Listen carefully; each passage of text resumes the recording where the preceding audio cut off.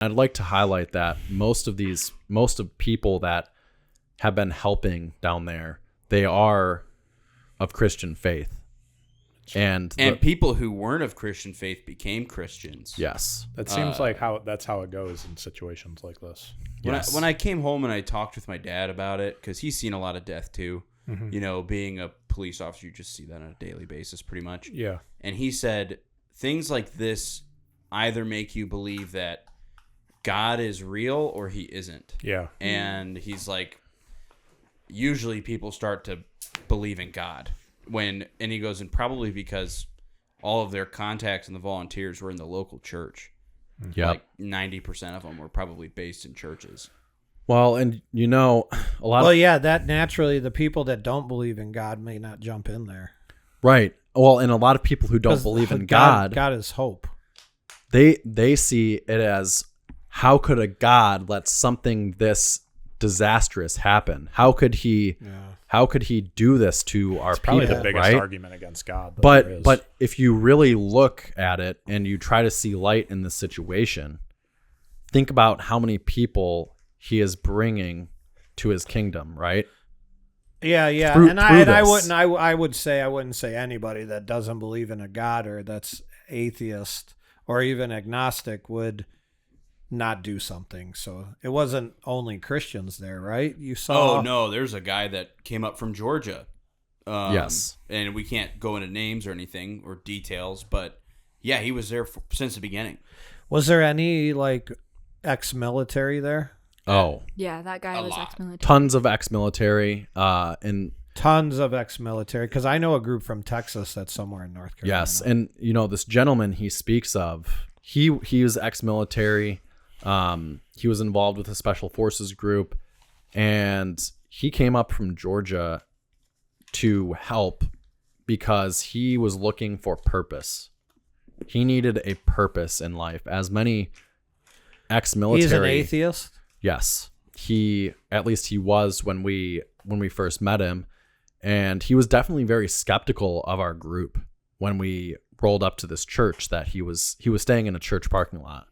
And he said he just Googled churches in areas that were the most impacted by this storm. The churches or the people? Well, just towns. But he figured it's easier to go to a church because most of those places are going to be doing something. Yes. He knew because, yeah, that's pretty cool. So I think God, without him even realizing or knowing, was working in his heart from the beginning. And us running into him was God kind of knocking on his door, hey, like, I'm here. Just recognize this. And, I think this is another important leadership lesson you can pull from this is, we met this gentleman who was seeking purpose. He just wanted to help. He was just dying to help people. And we met this other woman in Asheville who had some property outside of Swannanoa, and she was a cancer survivor.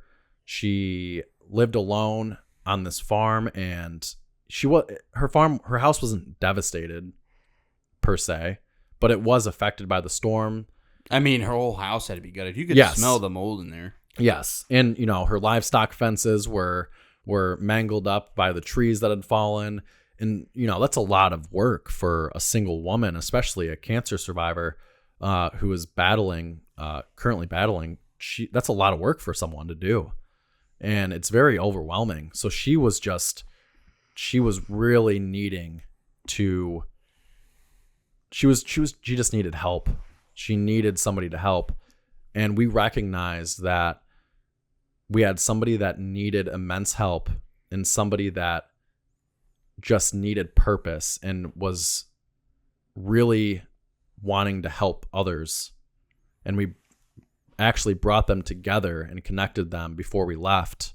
That way. You told me a little bit about this story, and so there was a woman who had a lot of land who was there by herself who needed help. Yep. Then you have this veteran who is an atheist and he's seeking purpose, and then met both of them through your trip and then Correct. hooked them up, and now what's going on with them? So instead of camping at the church where he felt like he Church was just parking doing, lot? right? In he a was tent? just- Yes. yes. He didn't have a car? Well, He had no, a truck he had a and a truck. tent. He brought trailers and Yeah. a truck and a bunch of equipment or like tools down to be able to help effectively. And he was just searching for things to do and didn't necessarily like the place he was staying because it's like right under an overpass. It's super loud. There's always a bunch of people, and he felt like he wasn't being effective and like really able to help in that position. And then now he is camping on this woman's farm, and it's just really tranquil and beautiful out there. And Helping there's them so rebuild a much community. he needs help with. There's so much, and he now is like, oh my gosh, now I'm able to help.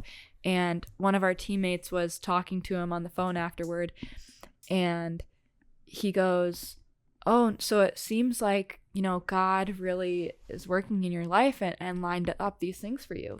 Keep in mind, he's saying this to an atheist. And the guy's response was, well, you know what? I really just can't argue with you there.